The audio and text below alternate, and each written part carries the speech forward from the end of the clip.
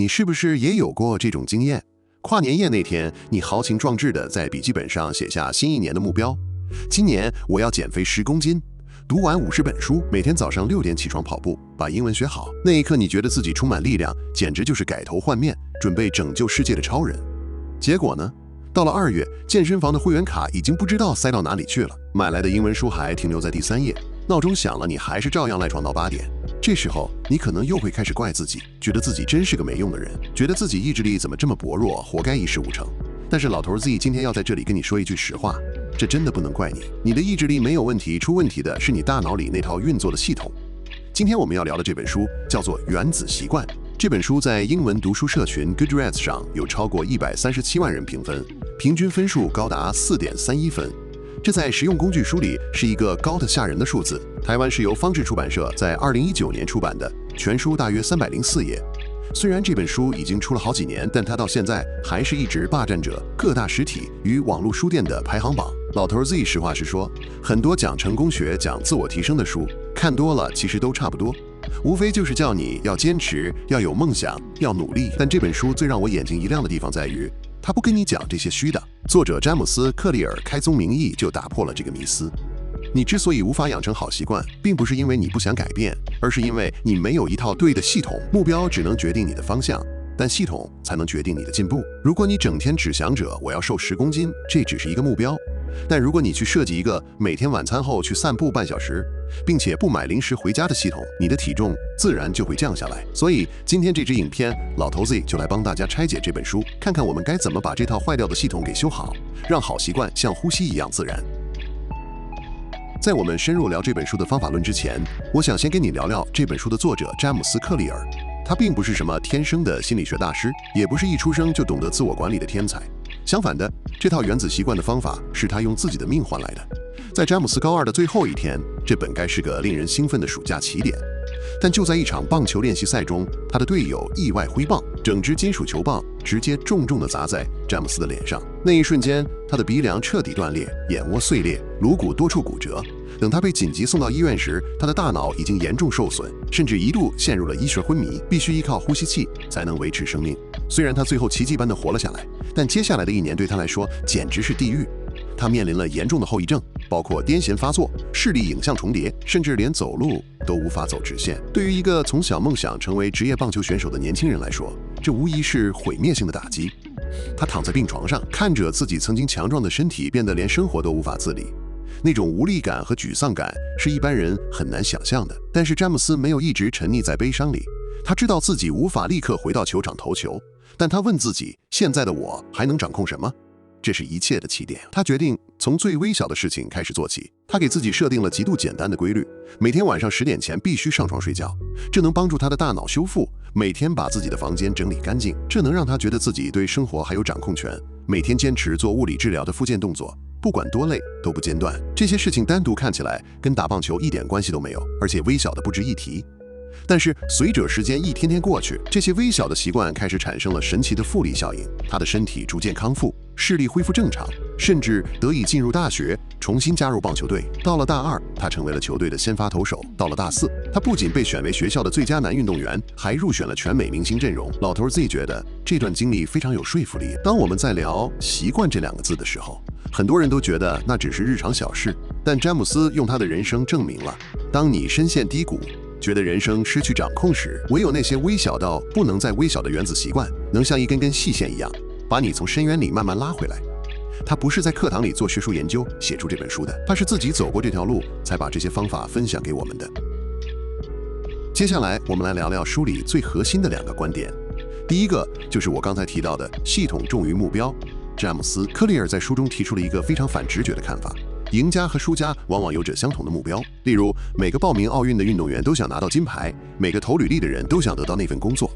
如果設定目標是成功的關鍵，那為什麼最後只有少數人成功？原因就在於目標只會帶來短暫的改變。比如你把房間整理乾淨了，你達成了乾淨房間的目標，但如果你沒有改變隨手亂丟東西的系統，3天後你的房間又會變回垃圾堆。所以目標是方向，系統是過程。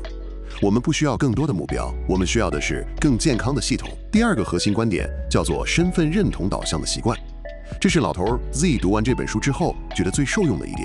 一般人想要改變習慣時，最常犯的錯誤就是把重點放在想達成什麼成果，例如我想減肥，我想寫一本書，這是最外圍的成果圈。但詹姆斯說，最有效的改變是從最內圈的身份認同開始。舉個例子，如果有2個人正在戒菸，這時有人遞給他們菸，第一個人說：“不用了，謝謝，我正在戒菸。”這聽起來很合理，但這代表他心裡依然認為自己是一個想抽菸，但現在必須克制自己的吸菸者。第2個人說：“不用了，謝謝，我不抽菸。”這句話雖然只差幾個字，但本質完全不同。他已經把自己的身份認同轉變為一個非吸菸者。當你把身份認同建立起來，你的行為就會自然而然地跟着改變。所以不要再跟自己說我要去跑步，而是要告訴自己我是一個熱愛運動的人。不要說我要讀這本書，而是告訴自己我是一個愛讀書的人。每一次你做出符合這個身份的選擇，你就是在為這個身份投下信任票。那麼具體來說，大腦是怎麼建立習慣的呢？書裡把習慣拆解成4個步驟：提示、渴望、回應、獎賞。比如你工作累了，這是一個提示，你想要放鬆一下；這是渴望，你拿起手機開始滑社群媒體；這是回應，你得到了短暫的娛樂，大腦覺得很舒服；這是獎賞。大腦記住了這個循環，下次你又覺得累時，你就會自動拿起手機。為了讓我們能隨心所欲地建立好習慣，戒掉壞習慣，作者設計了行為改變4法則。第一，讓提示顯而易見。如果你想多喝水，不要把水壺藏在包包裡，而是要把水壺裝滿，直接放在你桌子正中間最顯眼的地方。第二，讓習慣有吸引力，利用誘惑捆綁，把你想做的事跟必須做的事綁在一起。比如，你規定自己只有在跑步機上跑步時，才可以看你最喜歡的 Netflix 劇集。第三，讓行動輕而易舉，這就是著名的2分鐘法則。我們總是把目標定得太大，導致大腦產生抗拒。你想寫作，就規定自己每天只要寫1個字；你想運動，就規定自己每天只要換上運動鞋，出門站2分鐘。只要開始了，接下來的事情就會簡單得多。第四，讓獎賞令人滿足。大腦非常喜歡及時的正面回馈。你可以準備一個習慣追蹤表，每完成1天，就在上面打個勾。說到這裡，你可能會懷疑，老頭子每天只進步1%，或者每天只去健身房站2分鐘，這種芝麻綠豆大的改變，真的能有什麼用嗎？這是不是又是一種心靈雞湯？那我就要給你講講書裡最經典也最有說服力的真實案例——英國國家自行車隊。在2003年之前，英國自行車隊在国際賽事上的表現簡直可以用慘不忍睹來形容。在長達將近100年的時間裡，英國選手在奧運會上只拿過1枚金牌，而在自行車界的最高堂環法自行車賽中，更是長達110年沒有任何一個英國人拿過冠軍。他們的表現差到什麼程度？當時歐洲有一家頂尖的自行車制造商，甚至直接拒絕賣車給英國隊，因為他們害怕其他国家看到英國队用他們的車，会覺得這牌子很爛，影響銷路。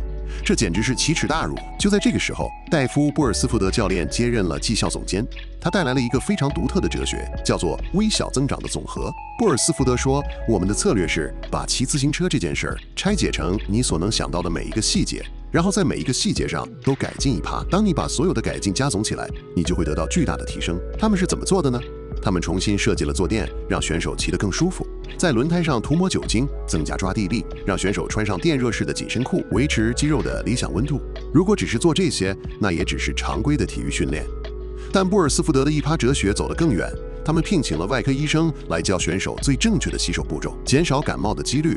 他們測試了不同種類的按摩油，找出哪一種能讓肌肉最快恢復。他們甚至為每位選手尋找最適合的枕頭和床墊。在比賽期間，不管住哪家旅館，都會把這些專屬的床上用品帶去，以確保選手的睡眠品質。最後，他們還把裝在自行車的卡車內部漆成純白色，這樣就能立刻發現車庫裡的微小灰塵，避免這些微塵影響到精密的避震器和變速器。這些事情每一件單獨拿出來看，都跟騎車的技術沒什麼關係，而且改進幅度只有小小的1%。但就是這無數個1%的累積，在短短幾年後產生了爆炸性的複利效應。在2008年北京奧運會上，英國自行車隊橫掃了該項目60%的金牌。到了2012年倫敦奧運會，他们更是打破了9項奧運紀錄和7項世界紀錄。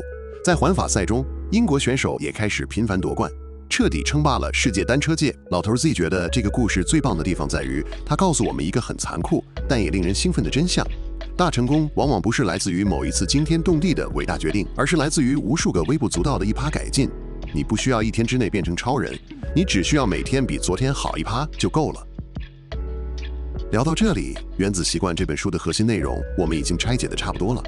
方志出版社引進的這本304頁的小書，確實把習慣的底層邏輯講得非常透徹。那麼這本書到底適合誰讀呢？老頭自己覺得這本書特別適合3種人。第一種是那些經常給自己定目標，但每次都以3分鐘熱度收場，最後陷入深深的自我懷疑和挫折感的人。這本書會幫你解套，讓你知道你不是意志力不夠，只是沒找到方法。第二種是那些覺得生活一團亂，想要重新找回生活掌控權的人，就像作者詹姆斯當年在病床上做的那樣，從整理房間、規律作息開始，重新拼湊自己的人生。第三種則是團隊的管理者或領導者，你可以學習英國自行車隊的做法，去優化你工作流程中每一個1%的細節，帶領团隊實現複利式的成長。不過，老頭子也要在這裡誠實地跟各位說，這本書不是神仙妙藥。看完了書，並不代表你明天就会自動變成一個自律大師。書裡寫的2分鐘法則、環境設計，如果你只是看過，覺得很有道理，但轉頭依然把手機放在床頭，依然把吉他收在櫃子深處，那麼你的生活還是不會有任何改變。建立習慣的過程其實是枯燥且緩慢的，在開始的階段，你看不到任何成果，就像你在加熱一塊冰，溫度從零下5度升到零下1度，冰塊看起來完全沒有變化，但只要你堅持到0度以上，冰就會開始融化。這就是作者說的臨界知識點。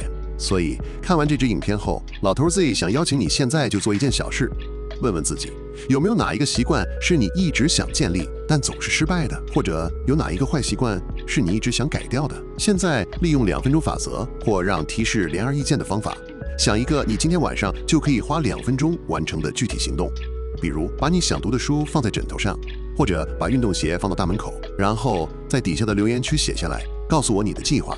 老頭 Z 会在留言區跟大家互動，我們一起來看看這些微小的改變在3個月後會帶給我們什麼樣的驚喜。